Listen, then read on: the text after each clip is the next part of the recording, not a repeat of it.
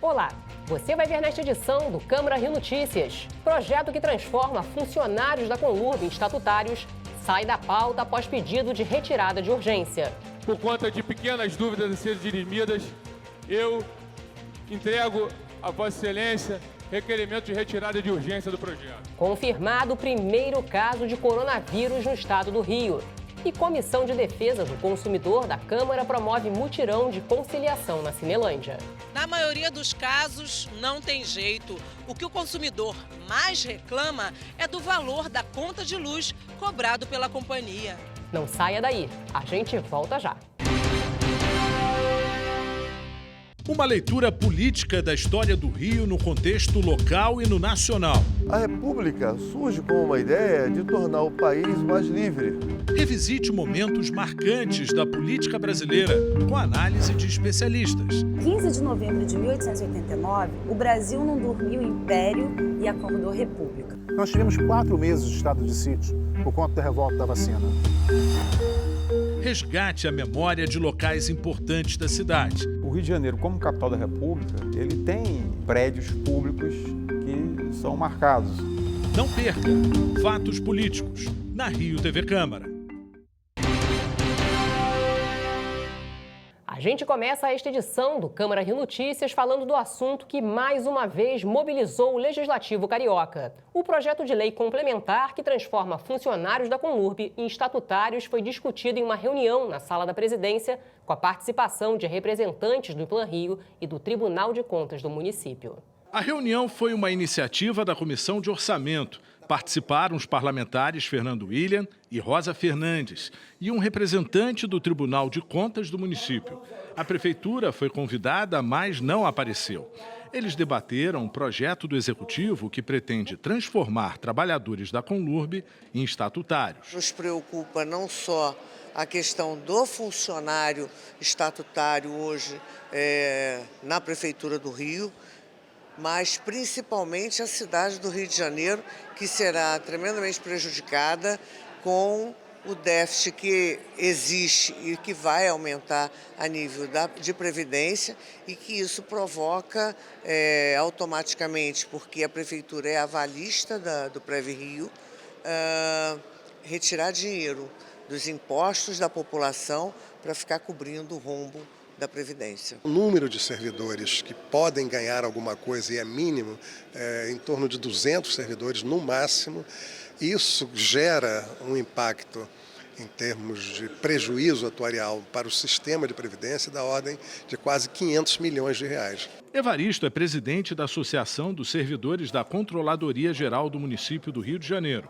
Ele teme que esse projeto possa trazer mais danos ao Prev Rio. No presente momento, os dados não são favoráveis ao encaminhamento de um projeto desse, porque o FUNPREV já entrou em nível de deficiência, isso já foi sinalizado em outras épocas, através do PLC 855 de 2018, foram dados vários alertas de que a capitalização do FUNPREV e da Previdência não estava ocorrendo.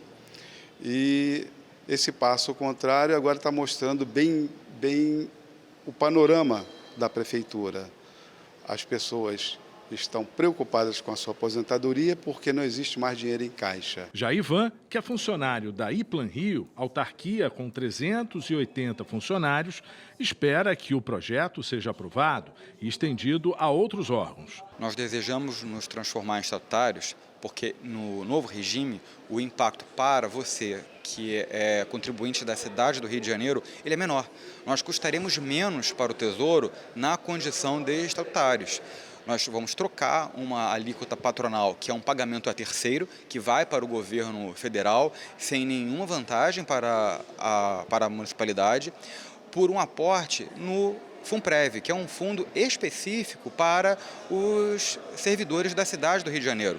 Isso é um grande ganho para você, que paga tributo, é um ganho para a categoria, porque nós ganhamos uma estabilidade adicional e a função de TI é uma função estratégica, é uma função que tem que ser equiparada a uma função típica de Estado. Para o representante do Tribunal de Contas do município, o projeto ainda gera dúvidas em relação à legalidade. Primeiro, saber da constitucionalidade dele mesmo, que não tem um estudo ainda pronto. Segundo, a gente não tem certeza que todos os servidores, todos os empregados que se transformarem de CLT para estatário serão beneficiados. Tá? Alguns podem que sejam prejudicados. Outro ponto importante, pessoas acima de 75 anos, nós entendemos que não podem, de maneira nenhuma, ser transformados de CLT para estatário, já que estatário tem um limite de 75 anos. Recentemente, o governo do estado passou por uma crise financeira que provocou atraso no pagamento dos salários dos servidores. Os parlamentares temem que isso se repita no município. Tudo é possível, porque o dinheiro não estica. Ou você aumenta a contribuição do funcionário e da população, ou o dinheiro e a conta não vai fechar. A situação da prefeitura é de tal ordem que nós chegamos ao final do ano com atraso no pagamento do 13º, tá, com, enfim, atraso no pagamento de salários, enfim, com dificuldades. Tudo isso, né, tem como projeção para esse ano, né, voltar a acontecer se não se agravar.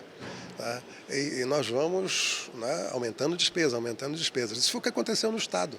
O Estado foi exatamente isso. Em seguida, o caso foi discutido novamente no plenário e o projeto acabou retirado de pauta. Desde cedo, a movimentação do lado de fora da Câmara Municipal foi intensa. Funcionários da Conlurb esperavam na fila para acompanhar a sessão plenária. Esperamos a aprovação de forma majoritária pelos vereadores na Câmara. Depois vem a batalha da regulamentação, o estatutário já, com a verbação do nosso tempo de contribuição do outro instituto, INSS. Infelizmente, derrubaram a emenda que garantia a extensão desse projeto a todos os trabalhadores, garantindo a manutenção de todos os benefícios. As duas galerias do plenário foram ocupadas. De um lado, funcionários da Conlurb, que aprovam o projeto de lei, e de outro, os funcionários que não são a favor do projeto. Logo no início da sessão plenária desta quinta-feira, os vereadores solicitaram que o projeto de lei complementar de autoria do Poder Executivo, que altera o regime de contratação dos funcionários da Conlurb, fosse retirado da pauta da ordem do dia. Nós estamos debatendo, se eu não me engano, essa quarta ou quinta sessão sobre esse tema da Conlurb. E não conseguimos avançar, e mais que isso, tenho certeza que a maioria dos meus colegas ainda não tem definição sobre o tema. Um tema de muita relevância para a cidade, sobretudo para os 200 mil servidores que nós temos ativos e inativos, não só para os 2.400 que nós estamos tratando aqui nessa matéria. Por isso, eu queria pedir encarecidamente ao vereador Jairinho que ele talvez visse com mais relevância essa questão, pudesse permitir a retirada de urgência para que essa casa, através das comissões ou de administração ou de finanças, debatessem com audiência pública, mostrando aqui os números, não só para os vereadores, mas para toda a sociedade civil como um todo. Hoje o plenário tem muitas dúvidas sobre esse projeto, então é o mesmo apelo eu faço ao líder do governo, doutor Jairinho, para que a comissão de administração faça uma audiência pública. Já foi feita uma audiência pública pela comissão de finanças, mas nós temos ainda muitas dúvidas sobre esse projeto. Então, para que a comissão de administração faça uma audiência pública o mais rápido possível, para que a gente possa se debruçar sobre esse tema de tão importância e que afeta a vida de milhares de servidores. O líder do governo, vereador Dr. Jairinho, acolheu a solicitação dos vereadores e retirou o projeto da pauta em regime de urgência. É um projeto que tem o meu voto, tem meu apoio, certo?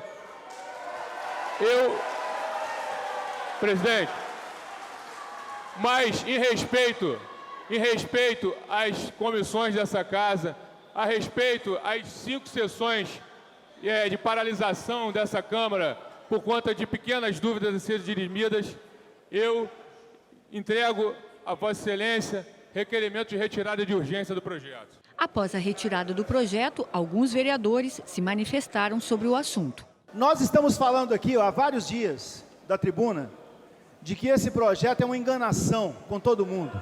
O próprio governo fez, não foi a oposição que tirou o projeto de pauta. Quem tirou a urgência do projeto foi o próprio governo. Então vocês estão enganados pelo próprio governo. É isso que a gente está querendo dizer aqui. Fizemos uma reunião, trazendo inclusive representante do Tribunal de Contas, e aonde ficou mais do que evidente, nessa reunião inclusive tiveram vários representantes de diversas categorias profissionais do Rio de Janeiro, especialmente representantes do Prev Rio. E, lamentavelmente, ninguém daqueles que se encontravam na galeria do lado em frente onde eu falo, e foi para eles que nós fundamentalmente fizemos a reunião, para demonstrar que, ao contrário do que se imagina ou do que se imaginava, o projeto beneficia um número muito pequeno de profissionais. Alguns chegam, inclusive, a prejudicar esses profissionais. Lei aprovada na Câmara do Rio institui política municipal de cuidados paliativos. Projeto de lei cria Conselho Municipal de Defesa e Promoção da Liberdade Religiosa. Proposta em tramitação estabelece valor básico para serviços funerários no município, usando como base o salário mínimo regional. O secretário estadual de Saúde, Edmar Santos, concedeu uma entrevista coletiva nesta quinta-feira para falar do primeiro caso de coronavírus no Rio. A vítima é uma mulher de 27 anos que voltou de viagem à Itália e está em isolamento familiar. Já são 8 casos no país confirmados pelo Ministério da Saúde.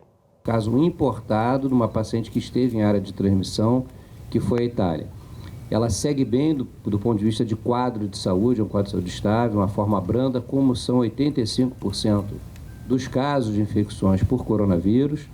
Portanto, ela segue um isolamento domiciliar, os contatos familiares vêm sendo acompanhados, nenhum até o momento desenvolveu sintomas respiratórios, então a população pode seguir tranquila, não é nenhum motivo para pânico. Os casos estão sendo acompanhados. Temos hoje 80 casos suspeitos em acompanhamento no estado do Rio de Janeiro. Com esse que foi confirmado, restam 79 casos que continuarão em investigação.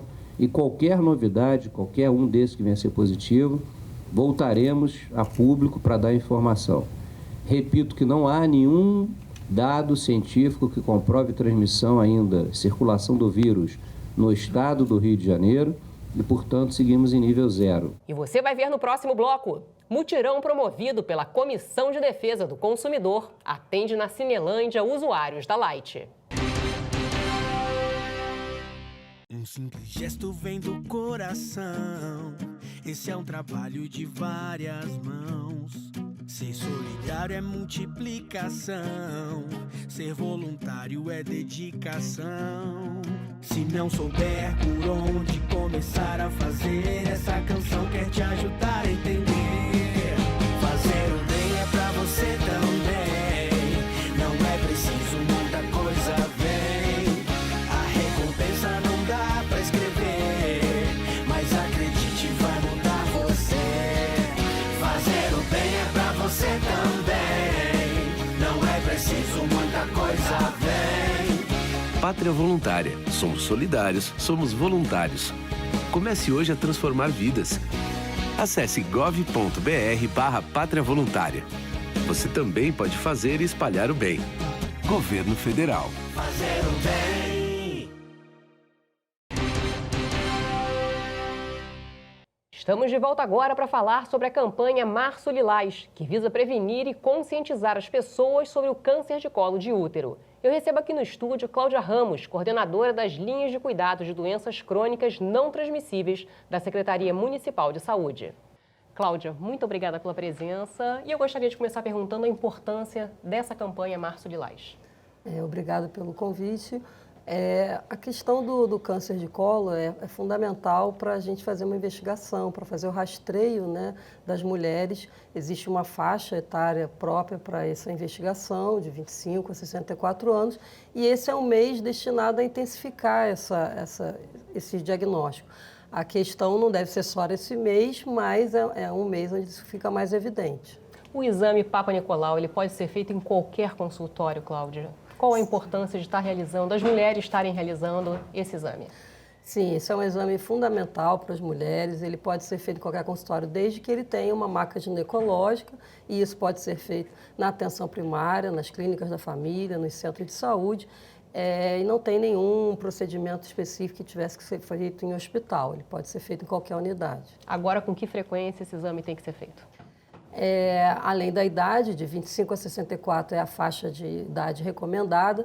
A partir do momento que a mulher faz o exame e esse exame está normal, ele deve ser repetido a cada 3 anos. E isso vai ficar a critério da equipe avaliar os resultados e ver se essa frequência precisa ser menor ou não, mas estando normal é de 3 em 3 anos. Grávidas podem fazer o exame? Também devem fazer, está dentro da rotina do pré-natal.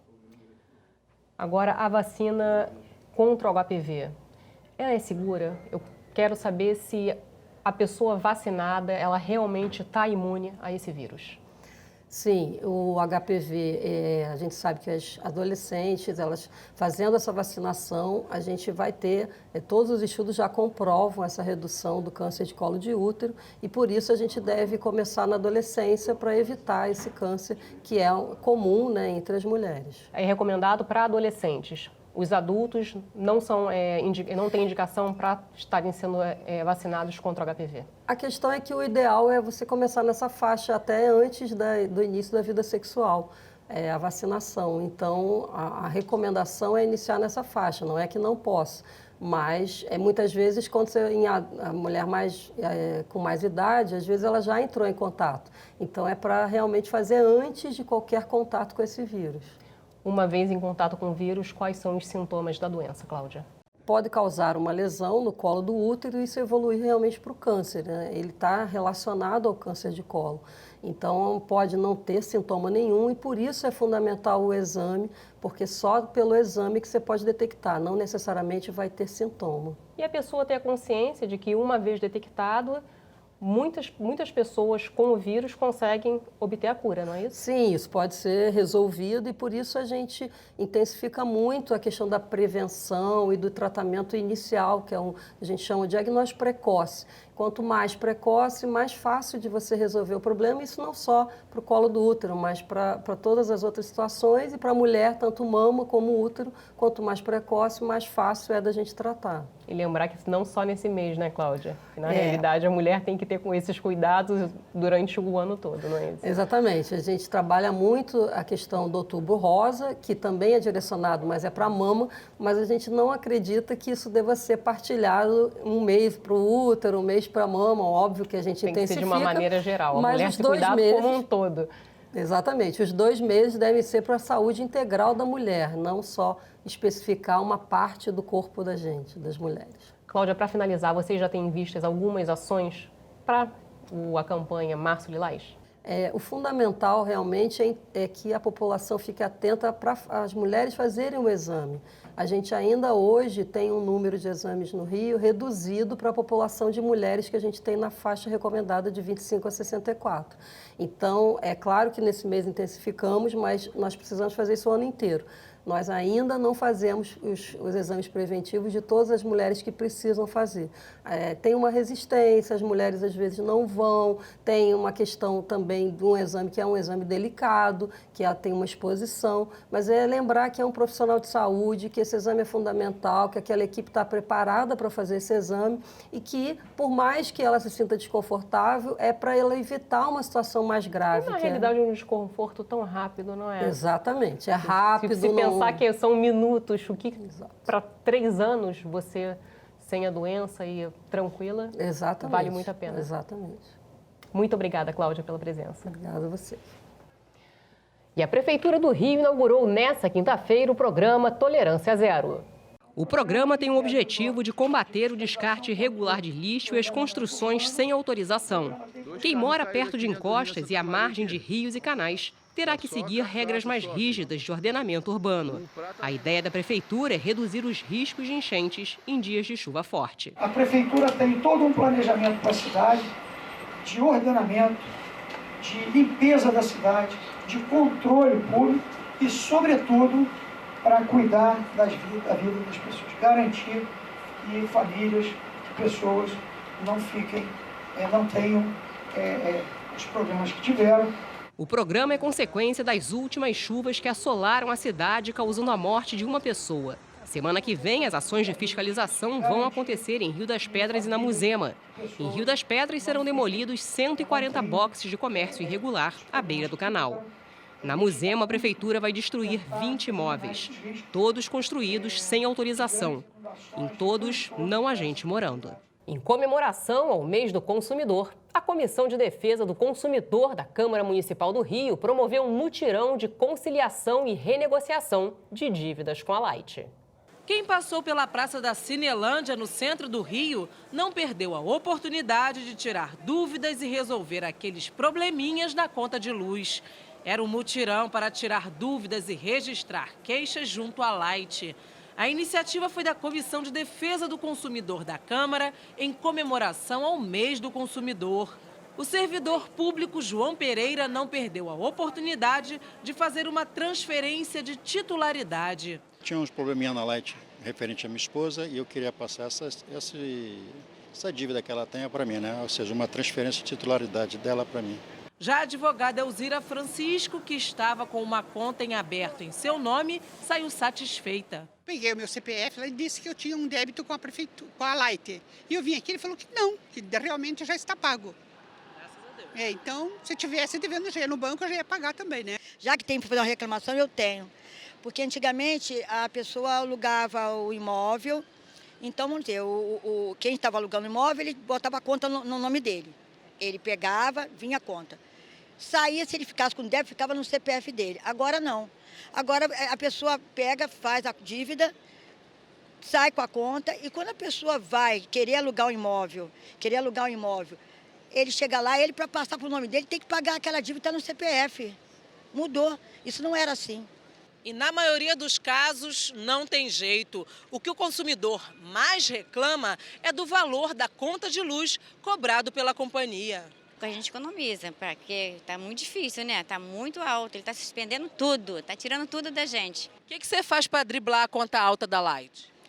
A gente está continuando pagando, porque vai que não paga. Se não pagar, eles vão cortar. E o Câmara Rio Notícias fica por aqui. Acompanhe nossa programação também nas redes sociais. A Rio TV Câmara está no YouTube, no Facebook, no Instagram e também no Twitter. Obrigada pela companhia. Amanhã a gente se vê.